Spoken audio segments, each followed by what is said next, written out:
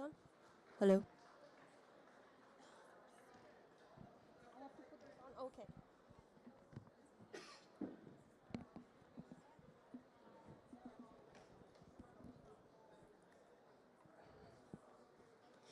Hi, everyone. Good morning. I think we all have to wear headphones.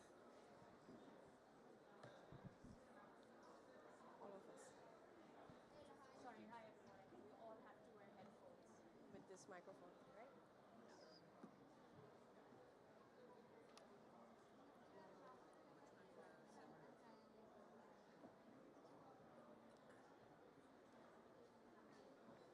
Make sure you have a headphone.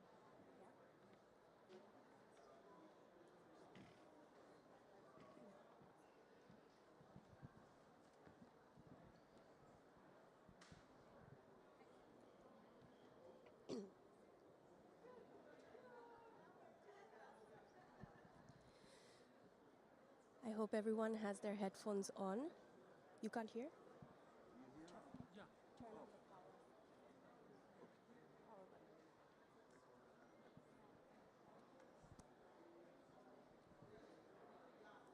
Yeah, can you hear? All right.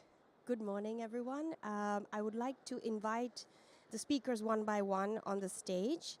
Can I please ask Jane Feehan, Senior Environment Advisor from European Investment Bank, to take the seat?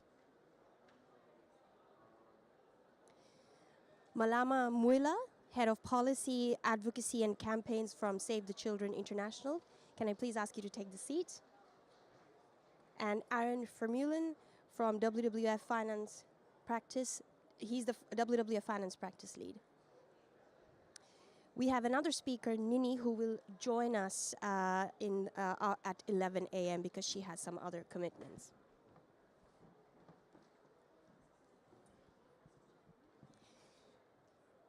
I will engage the speakers in a bit, but today we are discussing two things. So one of them is we are discussing partnerships for nature-based solutions for climate adaptation. And at the same time, simultaneously, we are also launching WWF reports on nature-based solutions for climate adaptation called Watering Resilience. And before I start with the questions, I wanted to say a few words about the issues on water and also the report that was just launched today. This is the world's watershed moment. That's how the report that we are launching here begins. It is impossible to deliver transformational change without collaborating with communities, partners, private sector, governments, and taking a whole of society approach. While incremental change is meaningful, we must also strive for transformative action and change to accelerate our efforts in our response to climate change impacts as we see them unfold. WWF's Living Planet Report 2024, which was also launched last month, revealed that monitored wildlife populations have gone down by 73% on average since 1970. While the situation is rather dire for freshwater species populations, which has suffered a sharp decline of 85%. Such solutions, such as nature-based solutions, simultaneously contribute to climate adaptation, climate mitigation, and also biodiversity protection and restoration. For example, peatlands store an estimated 470 to 1,200 gigatons of carbon globally, while covering only 3% of land globally. We are at COP29, and we are listening to the negotiations, and we are reading the news.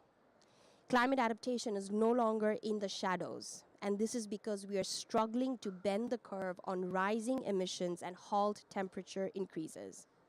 The UNEP Emissions Gap Report, which came out right before COP started, states that we are on a trajectory of 2.6 to 3.1 degree world given the current policies in place. While the Adaptation Gap Report, which also came out right before COP started, highlights that the gap in adaptation finance is widening. We are in need of trillions of dollars. we have the finance, and we also have the solutions. Essentially, we have already solved the climate crisis. Implementing nature-based solutions could save developing countries, for example, at least $104 billion in 2030 and 393 US billions in 2050 by reducing the intensity of climate change impacts and weather-related hazards by at least 26%. Nature-based solutions takes into account cross-cutting issues, and these are locally driven, as is the need for climate adaptation.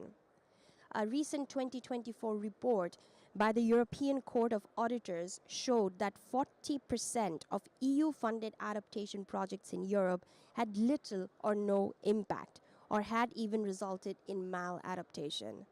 This goes on to show that adaptation action must consider socio-economic and environmental issues that reflect lived experiences in communities living there and are also science-based. WWF is hard at work in 15 countries from Pakistan to Germany, Madagascar to the Netherlands, and building partnerships with key organizations, such as the ones who are here today on this platform, to deliver impactful adaptation action. There is tremendous work to be done, and we cannot do it alone.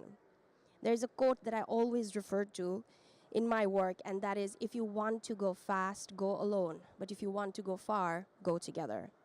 And with that, and to discuss more on this, please join me in discussing this topic with my panelists today. Thank you for joining us, Jane, Aaron, and Malama. I wanted to set the tone with some overarching questions for today.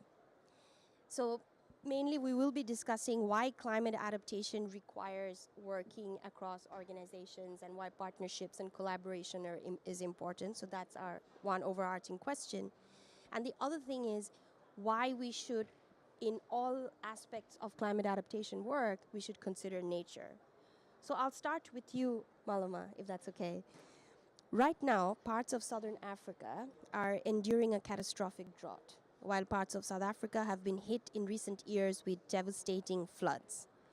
I wanted to start by asking you, how is the climate crisis as it is unfolding through these weather-related hazards impacting youth in southern Africa, and what needs to be done to accelerate adaptation? Thank you very much. I feel a bit ill-equipped to be on this panel this morning because I'm standing in on behalf of a young person, a child from South Africa who should have been sitting on this seat telling her story. But unfortunately, because of spaces like this, the UNFCCC space, it is very complicated for children and other young people to be in a space like this and share their stories.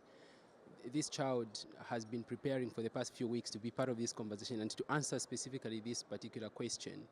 Unfortunately, at the last minute, the government that was supposed to give her accreditation decided to cancel that accreditation no reason was given. But I think just already talking about the structural challenges young people face in terms of being part of this climate conversation. But let me first of all start by at least quoting. I think hopefully that can help you at least appreciate what she was coming to share here. Let me just spend 30 seconds to just quote what she says, because in what she has sent to us, she does respond to part of what you have said, and then I will add on to that. So she says, I live in a township named Alexandra, where trees have been cut down to create space for housing. In my community, there are no playing areas and there are little to no trees. My township is situated near the Jaski River, which has been expanding its river walls and has endangered the lives of people living close to it.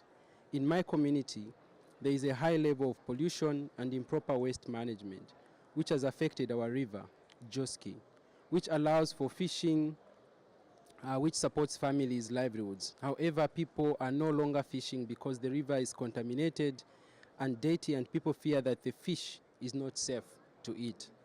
climate change impact on humans is evident. To address ecosystem challenges, we must educate people about climate change, its effects on the ecosystem, pollution. These educational programs can teach farmers and sustainable farming methods that prioritize environmental conservation. So this is part of the quote from Very Great. This is the child from South Africa.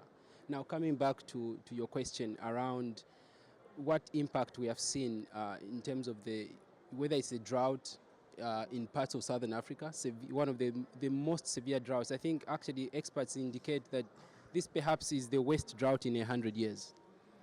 And for those of us, and I see my colleagues from Zambia here, we've been a country that has depended a lot on the river systems, so such as the Zambezi River that provides water for not just for drinking, for irrigation, basically for our livelihoods. It's because it's been drying up.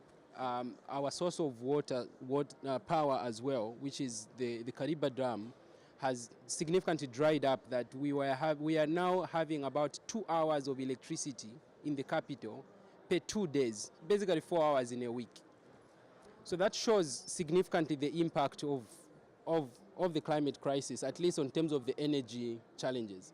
But also it has a huge impact in terms of nature as well. So Zambia also hosts one of the largest national parks in the world.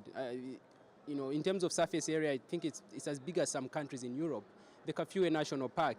And we see impacts on even wildlife as well. And because now we are seeing a lot more animal and human conflict as well showing itself in that space, because the limited water resources that are there in those communities, animals and human beings also want to have access to it. So we see that huge impact in terms of impacts on nature.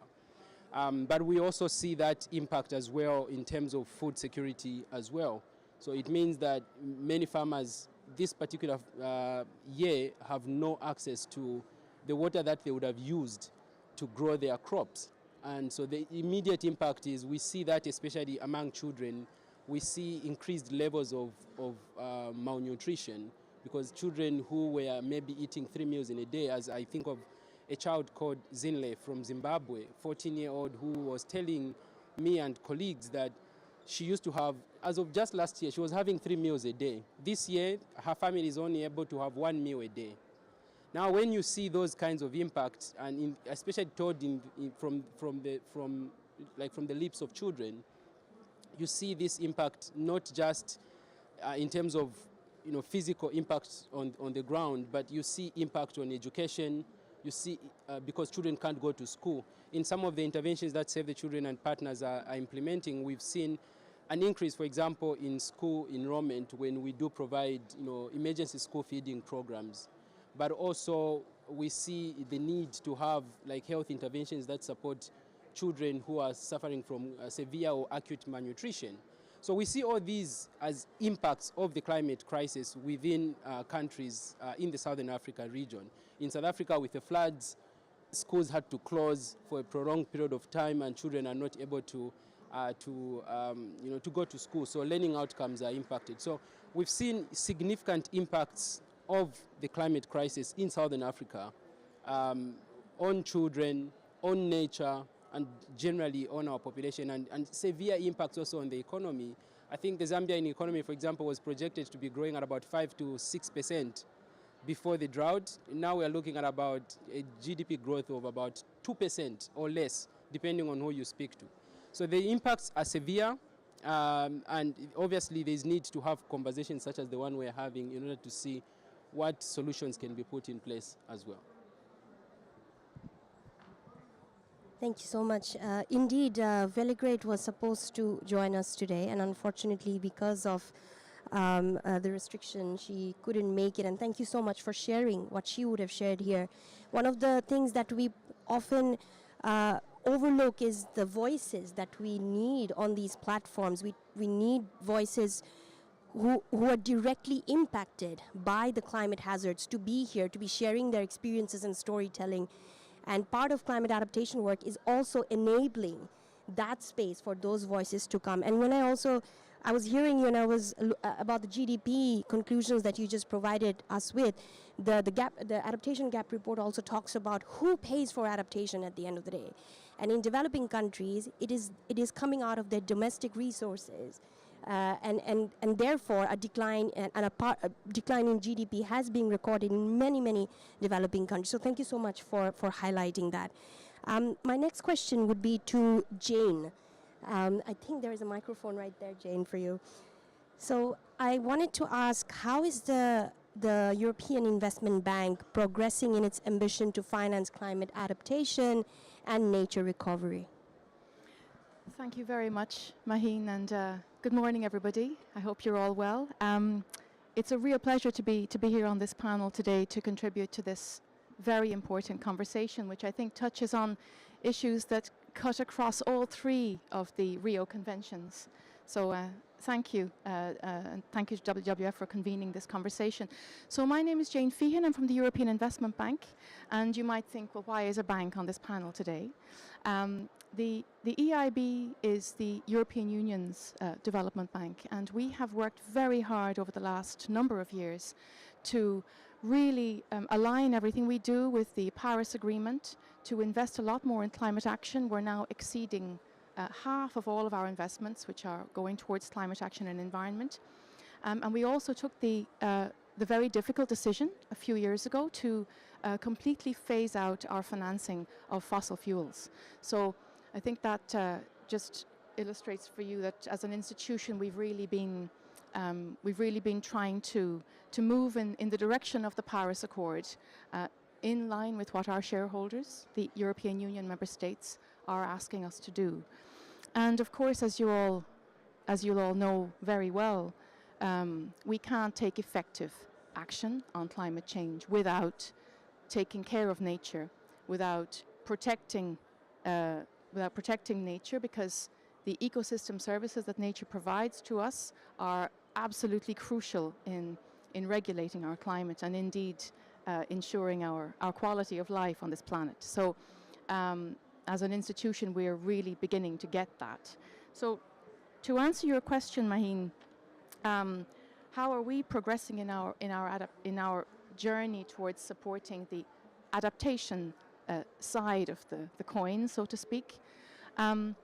It's true that in recent years our ambitions were more focused on tackling mitigation, and it was a few years later, together with the other multilateral development banks, that we developed, together with the other MDBs, a way of harmonizing our way of measuring investments in adaptation, because it's very complex, right?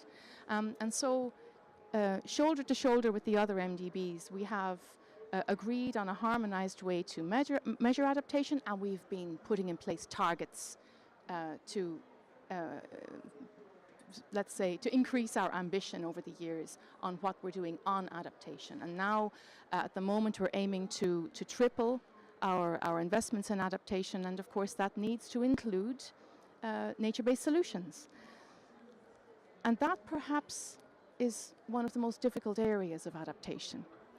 And it's a journey that we have been embarking on now for some years. How can we, as an institution which makes large investments, both in public and private sector, but generally quite big tickets, how can we invest in this field, which is often financed by grants, which is often quite low in terms of capital requirements? How can we do more in this field? So we've done a number of things. One thing I would say is that we have been making imaginative use of the guarantees and the other instruments available to us to be able to take more risk on projects which contribute to nature-based solutions. So we can finance projects which are smaller in size, which might be, in terms of real or perceived risk, perhaps a little riskier.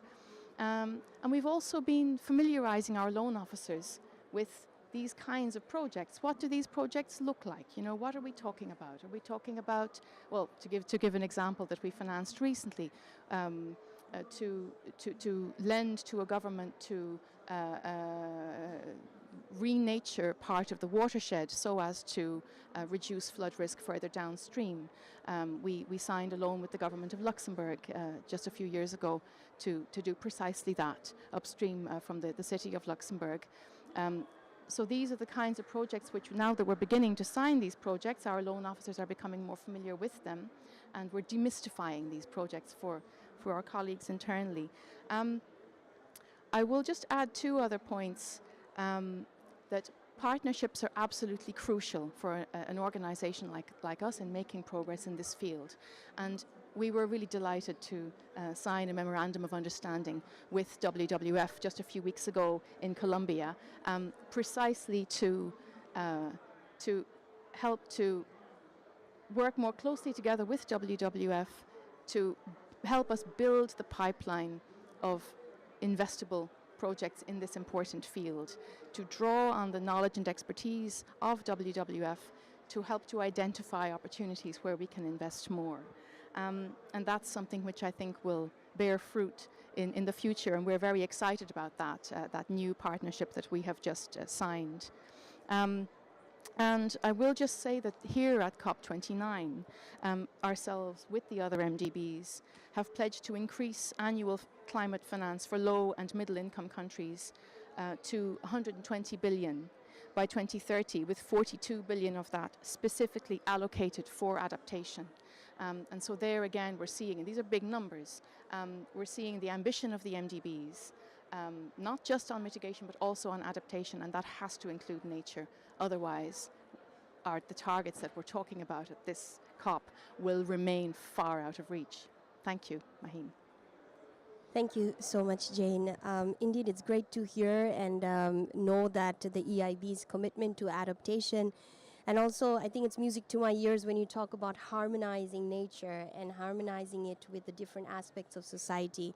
And hearing you also mentioning about risks on adaptation and nature-based solutions for adaptation, that is something so important in the adaptation cycle itself, because the first stage, in order to implement adaptation action, we must be able to understand the risks and vulnerabilities that are present in that community or wherever we are going to be implementing. So thank you so much for sharing your thoughts, and indeed we are also very excited at WWF about this partnership and the MOU that we signed in Cali. So I will come to you, Aaron, my colleague from WWF. My question to you would be, what have we learned from our existing WWF bankable nature-based nature solutions work that we can take with us in this initiative? How can this partnership with EIB, for example, that will involve other partner organizations and relevant stakeholders going forward, bridge the gap of funding for early development of nature-based solutions for climate adaptation? Thank you, everyone. Well, let me start with quoting some figures from the UNEP State of Nature Finance report last year, where it's a fantastic report. I advise you to have a look at that, and it's published every year. Last year it was estimated that the total amount going to NBS is 200 billion a year. And out of that, 80% is coming from the private sector, the rest is all public. At the same time, the same report estimates that we need to triple that amount by 2030 in order to reach a climate resilient planet, right, with NBS. So we need to double down in mobilizing more private money to NBS, which is quite hard, right? I mean, it's already hard, as you said, to mobilize the public sector to NBS, but to do that with the private sector, it's even harder. But it's needed because this gap of 400 billion is not coming from the public sector and philanthropy alone. So that's why we started this initiative called Bankable Nature Solutions, which you abbreviate as BNS, which can be confused with NBS, but that's for a reason, because we want to be known as the NGO that is working with the private sector, with local people living in landscapes where NBS exists, to develop these projects. And how we do that? So we do that using the naturescape approach, right? So we have landscape, waterscapes, seascapes, where nature-based solutions exist and where they need to be protected and restored, and where you need a multitude of activities and investments to actually restore and protect the nature-based solutions. And that maybe there's another misconception that with one transaction you can do a whole nature-based solutions. Often you need many transactions. So WF has been working in these landscapes for decades, and the new element that we bring now is to bring the private sector in. So what we did is we set up a couple of funds together with development banks and private investors to originate and to develop a pipeline of bankable projects in landscape. So we have the Dutch Fund for Climate and Development with the FMO Entrepreneurial Bank. We have the Landscape Resilience Fund together with Pollination. Then we have the HSBC Accelerator together with HSBC. So we have many of these funds, and actually we just signed an MOU with EIB to also do this in the European region and originate a pipeline of public and private projects. So what we've learned from that was your question, right? I think for starters, I think the focus on origination, so the phase before investment is very important because there's all kinds of risk associated, financial risk, social risk, environmental risks. You can do, there are also very many bad NBS, so you can also make big mistakes. So you really need to work with potential clients of banks, with local communities, with governments to make sure that you develop solid NBS, which also then has a potential revenue stream, right? Because without revenue stream, the private sector is not interested. So that leads me to another learning is that we're often working with agroforestry companies, with agricultural companies, water companies, and they often have a difficulty to get off-take agreement from buyers, long-term commitment from buyers to buy their products. And without these off-take agreements, they haven't got access to loans from EIB or other banks, right? Because there's no security. Another learning is that you need to involve the financial partners very early on. So you can't work with NGOs, local communities, and get excited about NBS without really involving the financial sector to make sure that there's also some financial scrutiny around the projects that you're originating. And let me see, another learning. No, I think I said it all, Maheen. Thank you so much, Aaron, for that. I have some follow-up questions on what you said, but I'll come back to that. So taking from what you just mentioned about bad NBS, or rather ineffective nature-based solutions, I wanted to come to Malma because I know you're head of policy, and I also work on policy. And I think we're following what's happening in the negotiation rooms with regards to the policies on adaptation, because adaptation has so many arms. So it has many streams under the UNFCCC architecture for climate adaptation. And one of the things that I do as WWF is really push for nature-based solutions, ecosystem-based adaptation in the decision text so that they can be translated into action in reality. What has been your observations with regards to the policy developments and nature-based solution for climate adaptation from a very practical lens? Yeah, thank you very much. I think this particular COP has been interesting from that perspective, but at the same time interesting because there hasn't been much to show for the almost 2 weeks so far in terms of where we are going and the commitments. And most of what needs to be done, I think, is tied to the financing, and regardless of the source or the type of financing, but we do need financing to address some of the key policy issues. So maybe I think for me, one of the practical solutions that we need to see more of, I want perhaps to pick on the conversations that are happening, particularly those around the workforce and the transition, the just transition process. Because we see good opportunities, I think, from a policy perspective, if we invest strongly within supporting, I would call them nature-based employment opportunities, because I think that helps us to sustain and to protect what we have now, because we need, for example, to have strong investment. And I particularly have been looking out for opportunities because working on children's issues, I'm thinking about how do we have investment that supports children and the other young people to have opportunities within the economy that are green opportunities. So building skills that support children to see a pathway to having jobs that protect nature and not destroy nature. I feel like that's one of the critical things that we want to see as specific, tangible things that can be helpful. We've seen practical, I guess, acknowledgement from some parties or member states that are looking at, for example, building on COP28 conversations, looking at reforming, for example, the school curriculums to address adaptation measures. Now, of course, you still need investment within that particular frame, but what we need is to support young people to identify adaptation as being something that they can find opportunities in.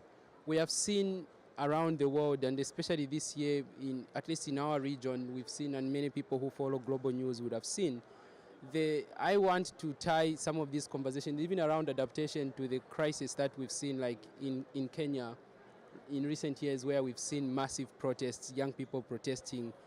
All those issues, incidents, I think there was also protests in Bangladesh and in parts of Europe as well. We've seen what we could also attribute to this particular conversation. And I think we should be tying some of those conversations as well around why we need to invest in adaptation, but particular adaptation investment around young people, that young people should see these as areas where they could thrive and see opportunities, not just in terms of jobs, but also I think in terms of, I think as Velegred had mentioned here in what she had indicated here, she spoke about the need to invest in supporting education, in terms of raising awareness on adaptation, because some of the critical discussions we're having here today would easily have been resolved if the investment in education and adaptation was done, let me say, 20, 15 years ago. The people we are trying to convince now should have easily been convinced if we had made the right investment in education a few years ago. But they say the best time to plant a tree was yesterday, and the second best time is today. The same thing, the best time to invest in adaptation was yesterday. The second best time to invest in adaptation is today. And we must prioritize in terms of policy, investing in supporting young people's engagement with nature-based solutions and education, and being engaged within this particular conversation, so that, you know, young people, especially in the global south, we constantly refer to how, for example, in Africa, we are contributing less than 4% in terms of emissions. And that's true, that we literally don't have much to do, especially in terms of reduction of carbon emissions, because there isn't much we have actually done. But at the same time, we should also ensure that what we are investing in supports young people to adapt, especially to the current economic crisis. I spoke earlier on around the impact on energy, on health and other things. But ultimately, I think for me, the critical thing around policy would be we must invest in young people, and investing particularly in supporting young people to recognize the opportunities that are there within, within the adaptation space. Unfortunately, when you look at, a continent like Africa and the conversations within the NCQG now, the major conversation, even in terms of financing, is prioritizing mitigation. But there isn't much to do for us, I would argue, from an African perspective around mitigation, because one would argue that we've already mitigated enough. We've mitigated on behalf of the whole world for a long time. But adaptation, on the other hand, because we're facing the critical elements of the climate crisis, we should see more investment. And my hope is that from a policy perspective, we should have a fair distribution of whatever quantum that comes out of the NCQG process. We should have a fair allocation towards adaptation, but particularly one that is specifically targeting and investing in young people, so that then we see not just incremental progress, but we also see wide progress, because it's easy to scale with young people. I mean, with the population of the African continent, more than 50% of the population is under, let's say, the age of 25. And if you stretch that a bit to up to the age of 30, you're looking at about 60 to 70% of the population. So I feel like from a policy perspective, that's where the investment in terms of adaptation should be, on young people, supporting their foot in the door on adaptation, creating their resilience, green jobs that support young people to protect and live with nature. Thank you so much. So brilliantly said. And one of the principles that the Paris Agreement is very much founded upon is the intergenerational equity. And I could talk to you about this all day, by the way. But I used to work with youth in climate action, and indeed in small villages and small communities across the global south, but also in parts of Europe, it's the young people who are also creating awareness on climate, who are raising educational requirements for climate action and fighting for it on a day-to-day basis. And on that, I wanted to question Jane. Many people might think it's a great leap, but I suppose it's not, because in climate adaptation, nature-based solutions, we have to work collectively with cross-cutting issues especially. I was wondering, when as AIB is committing more and more to climate adaptation action, how is the bank considering these cross-cutting issues in their decision making? Well, that's a great question. Let me start by just drawing attention to and building a bit on the comments of Malama on the importance of education and data and information. I think one area where we all have a role to play, actually, those of us who are working in the nature-based solutions field in adaptation, one obstacle to making progress in this area, and it's one of the obstacles we face too in the promoters that we meet, is that often in the implementation of a nature-based solution project, we're not gathering the data on the positive impacts of those investments. What I mean by that is we need to build up a better database of quantified impacts and benefits from these projects in order to justify investment decisions in this at a future date. It's an obstacle we hit again and again. Let me explain what I mean by that. That we're observing that governments and private entities, they need the data to justify an investment decision, and sometimes other projects get prioritized over nature-based solutions because the returns on investment are just not, are perhaps clearer for a different type of project, even if the benefits from nature-based solution investments are so considerable. And that lack of data is a very real obstacle in the field. I know that there is a database actually of projects, nature-based solution projects around the world, which is intended to bridge this gap. But I have looked at this. I find it very heavily Anglophone, if I may say. There's a language issue there. And there's also a very strong geographical skew. And I'm thinking about the comments that you made, Malama, about the opportunity cost of how this money is spent, right? These are difficult decisions. And so if a public or private sector entity is going to decide to spend X million on a particular nature-based solution project, they need to have a very clear idea of what will be the return on that investment. And we as a community have a role to play there in gathering those kinds of data and sharing those kinds of data on the projects in which we're all working on. So that is one obstacle I wanted to draw attention to.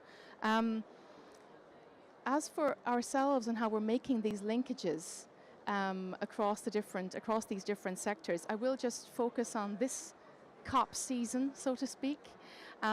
We in the European Investment Bank have been having I find, a very useful reflection on the sorts of projects which we need to invest more in, which contribute to the climate COP, the objectives of the climate convention, which also contribute to the convention the short night, the Convention on Biological Diversity, and also the Convention to Combat Desertification. There are projects which contribute to all three of the Rio Conventions, and we and the other multilateral development banks as well need to work harder, I think, to identify who is implementing those projects and to go out there and finance them, to develop the right sorts of financing tools to finance those projects. Many of those projects are in the land use sectors. We've talked about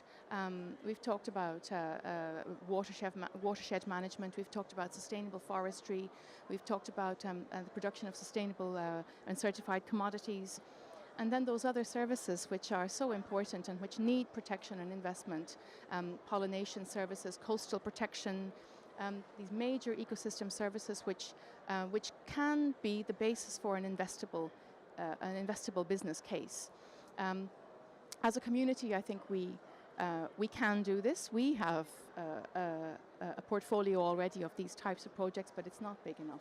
And to come back to the partnership with WWF, I think we're excited about building on what we've started and taking it forward in service of all three of the Rio Conventions, if I may say. Thank you. Thank you so much, Jane. Indeed, I'm glad you touched upon the three conventions. One of the decisions that we've seen coming out of Cali is the nexus between climate change and biodiversity. And at WWF, we are also, that's something that we are also working on. And the work on nature-based solutions they've done effectively actually touches on all three of the conventions. So my question for Aaron, my last question before I go to the very, very patient audience is, Aaron, with this partnership with the European Investment Bank and in general, we've been talking about the emphasis on early development nature-based solutions. And some of the elements of this early development part is this data gathering, is understanding risks and vulnerabilities, is including different stakeholders of communities. I know you're the finance practice lead, but how do you also take that into account when you are sitting with other investors and stakeholders in the finance sector? Thanks, Maheen. I'll keep it short because we have a new guest arriving. So, so when we're trying to drive private finance to nature-based solutions, you need also an ecosystem of actors to make that happen. And maybe the best way to illustrate that is give an example, not our own example, but an example that I saw a couple of months ago in the UK, which is an asset manager called Rebalance Earth that wants to set up a 170 million fund to invest in nature-based solutions in the UK. And then you might ask yourself, so where's the revenue coming from? Well, private companies in the UK, they are worried about floods, droughts, water quality, and they're also worried about the lack of government budget to invest in this. So they take their chance and are willing to pay, so a nature as a service payment to Rebalance Earth for reducing these type of risks, right? So there's a pension fund that already provided 5 million seed capital to get it off the ground. Rebalance Earth is working with the local municipality council on a habitat bank where they're going to invest in land owned by the municipality to restore nature-based solutions on these lands, so floodplains, forests, other type of ecosystems. Rebalance Earth will not only get payments from these private companies, but also seek other revenue streams, so carbon, biodiversity credits. So it needs a whole ecosystem of buyers, payers, regulators, landowners, investors, and I think that's a really beautiful example. And probably this will be more adapt for the European, more developed market, but with some de-risking from a development bank, it can be replicated in the emerging market as well. Indeed. Thank you so much, Aaron. That was an excellent answer with an example. I want to welcome our fourth speaker. Thank you for joining us. It's Nini Ikala Nauman. She is the climate change lead from IFRC. I thank you so much for joining us. I know you're coming from another appointment, and because of time, I'm just going to dive straight into a question for you as I go for that. Okay. So, Nini, we have a unique partnership between WWF and IFRC. And this is a key collaboration where an organization that focuses on humanitarian crisis partners with an organization that works on environmental issues. It's a marriage made in heaven, right? It perfectly bridges the action gap on biodiversity and climate, which we are so striving to bridge, as a matter of fact. Can you elaborate on this partnership and share how we aim to support in climate adaptation and resilience building through nature-based solutions interventions? Thank you. Thank you so much, and sorry indeed that I'm joining a bit late. So I think the key elements of our partnership is indeed that we're looking at the biggest environmental network in the world with WWF. The IFRC, we represent 191 national organizations, Red Cross, Red Crescent societies, and in particular we have 190,000 local branches who are mainly dealing with disasters. So how do we prepare before, during and after a disaster striking?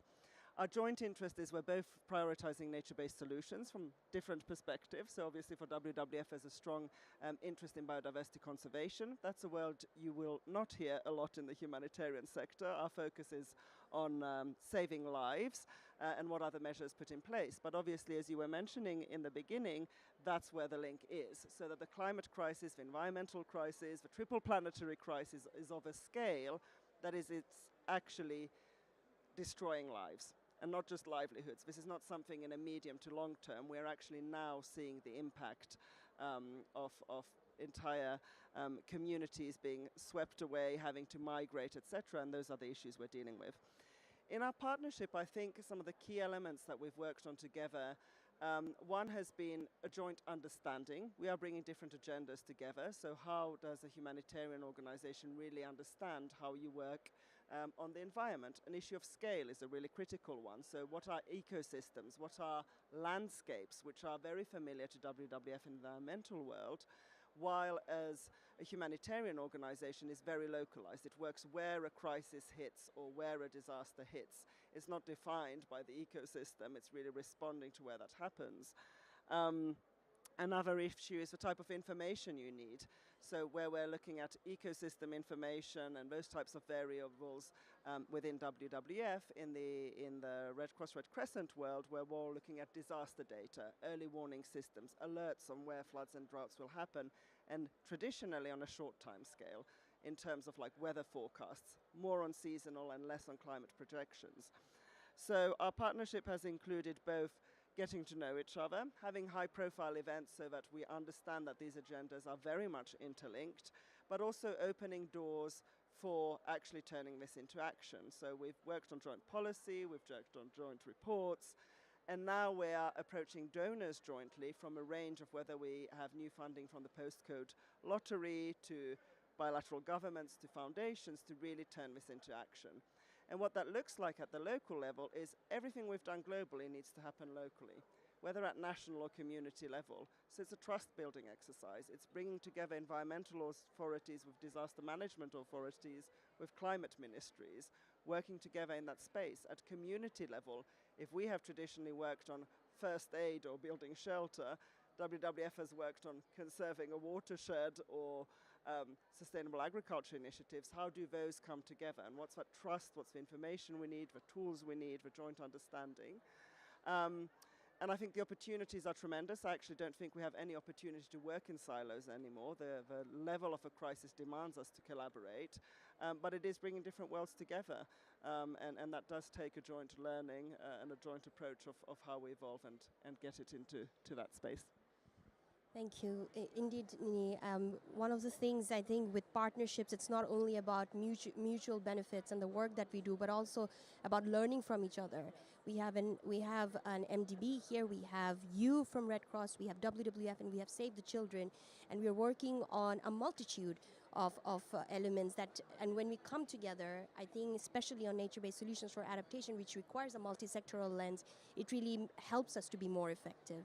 So thank you for your intervention, and I would like to open the floor to questions, comments, and remarks. You've got a fantastic panel here from different organizations. Please take this advantage to challenge or just ask a normal question if you want. I see a hand here.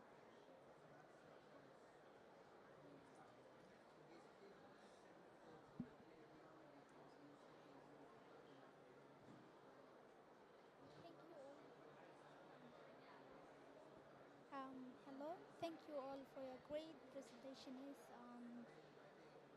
answers. Here is a general question. My name is Zahra. I am youth activist, climate activist from Somalia. Um, I have here a question.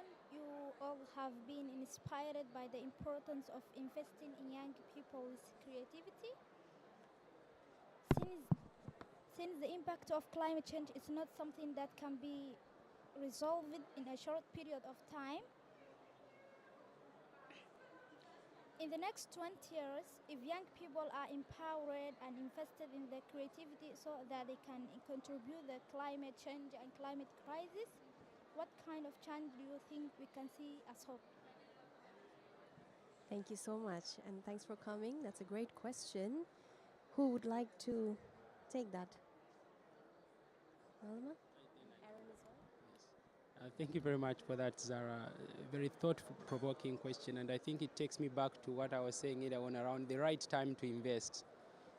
We didn't invest 20 years ago, but we shouldn't have this same conversation 20 years from now and start saying, did we invest 20 years ago? And my hope is that in terms of being optimistic, this investment right now on young people would create a significant change in terms of what we expect to see, both in terms of economic opportunities for young people and the kind of conversations that they would be having. In my country now, in Zambia, we've been having serious conversations around protecting the Lower Zambezi National Park, for those who follow those conversations, because there's been a big threat of a big mine opening in that area. And young people largely have been saying, well, we want jobs. So how are we going to get those jobs if you don't open a mine in this national park? But then there should be conversations around, if we invest in nature-based solutions, we could protect that Lower Zambezi National Park, at the same time create economic opportunities for young people by investing in them, and especially skills training, because a lot of the young people now who are receiving training, they are receiving training on sort of, I would call them jobs that are not necessarily protecting nature. But if we invest in young people today, 20 years from now, they are going to have jobs that will hopefully help them be at peace with nature and continue contributing to conserving nature. So that for me is my hope if we do the right investment. And having said that, I apologize, I have to go for my next event, but thank you. You wanted to say? Yes, but maybe just very briefly to mention, because you're asking what it would look like. I think one of the important parts of youth engagement is actually giving agency to youth. And I feel one of the challenges is that if we're in classical structures, the ideas are a bit old of what we need to do. And that's one of the reasons why in the Red Crescent we try and also fund catalytic small-scale funds to invest in the ideas that come out of youth groups and youth action, and so that you come up with some ideas and we can invest in some of those, because honestly I think things are too slow as they stand. We need new bright ideas, and I think we should have the courage to invest in youth and give youth agency to come up with some solutions as well. Yeah, no, I fully agree with what you said. And in some of the funds where we're working with young entrepreneurs, and they are challenging the business as usual way of producing. And actually, they are generally more climate resilient, future-proof than the current business model. So I think there's a big opportunity working with young entrepreneurs. Thank you. And thank you for the question, Zara. Well, I'm not alone in thinking that one of the problems with the world is that a lot of the people with the power did most of their education about 30 or 40 years ago. And unfortunately, many of those people have not done much education since then. I think that's maybe changing now as we all get, encouraged to continue our education into adulthood. But the consequence of that is that the people who are making some of the most important decisions in the world have a worldview that is out of date. And so we really need to change that and not just listen to youth, of course, but also make sure that those ones of us who are a bit older update our worldview and keep learning. Thank you. Thank you so much. Can I have another question or comment from the audience? Yes, we have a hand here. Thank you.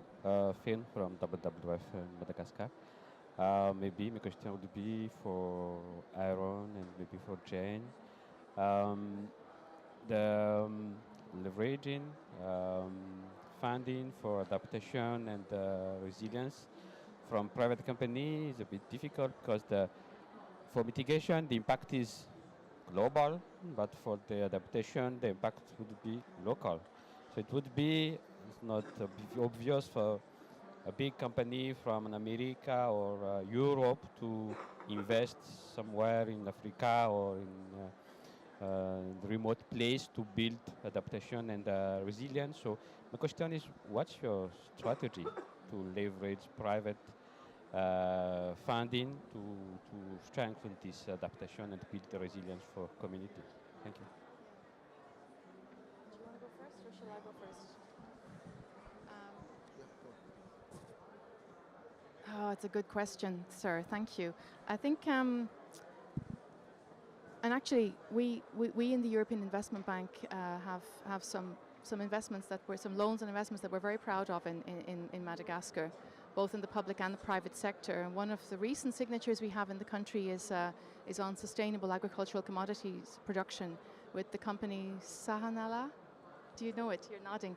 And actually, briefly, I think that kind of investment is one of the ways forward, right? Because there you have a company who want to produce certain agricultural products according to international certifications, thereby getting a premium price for their product, and also ensuring decent jobs for the people in the community, and also protecting nature in the area as well. So it's a package, it's very local, it's anchored in the community, and it's financially viable. And I think taking advantage of certification schemes such as the Marine Stewardship Council in the forestry sector, FSC for example, can help to mainstream ecological good practice in a way which is financially viable. And we see that across the world. So that's one of the ways forward, I think, in answer to your question. Thank you. Yeah, I mean, the sad news is that generally companies don't pay for impact, right? They pay for sales of products. But I think, as you said, there are incentives like premium prices for certification, but you can think about stacking different incentives. So if that example that you just mentioned, if you can also sell carbon or biodiversity credits on top of that, that might be an extra incentive for the company to transition to more sustainable production. But the most important thing is these offtake agreements. So globally, we have big listed companies, traders, that are buying these products from companies like in your country on the spot market, and they refuse to engage in a long-term relationship with these sellers, and which makes it very hard for these sellers to get access to capital. So I think that's also a change in behavior that we need from all these companies that making fantastic claims on sustainability, but then have some skin in the game and get into a long-term buying agreement with some of the suppliers in Madagascar. Thank you so much, Aaron. And that's a great question, something that is continuously being popped up in the negotiation rooms about private sector finance. But I believe that the need for finance is so much that we have to work with different stakeholders. But a very, very important question. I have been warned that we only have 2 minutes left. Otherwise, I would love to hear more questions and comments from the audience. But what a fantastic panel of speakers here from different organizations. And I myself believe in the power of partnerships. That's also something that I've worked on in my previous lifetime of a career. So thank you so much for making the time, and thank you so much for engaging the audience, and thank you so much for partnering with each other to accelerate our work on nature-based solutions for climate adaptation. Thank you so much, and thanks everyone for being so patient and listening to us.